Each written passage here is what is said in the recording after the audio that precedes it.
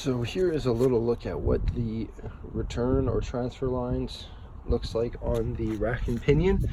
I had them done in a hydraulics area or store, I should say, and they are able to match basically the male end that goes into the transfer lines from your rack and pinion to your steering column.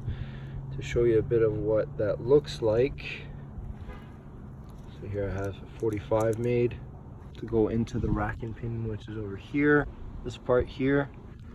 1 second, I'll show you what that looks like. So if you could see this right here, that's one of them, and this one over here is the other one where you see that hole going out the threads. So these essentially both connect to the steering column from what I understand here, which is this part right there. You have one on top, one on the bottom.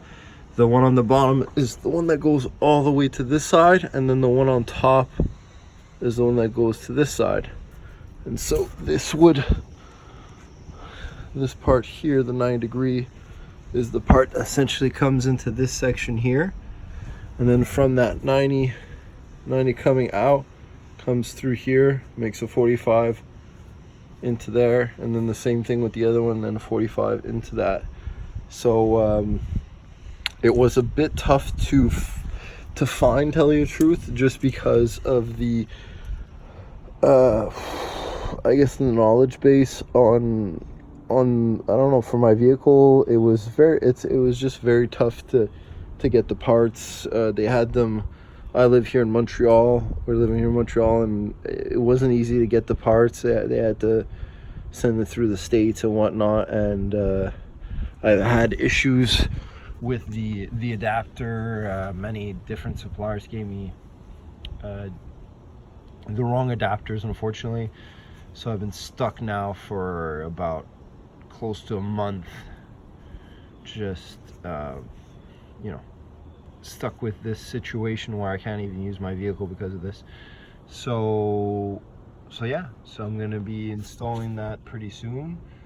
I will be making another video, I guess, for that, because I still have to go and get I essentially have the three out of the 4 of these, so I have to wait.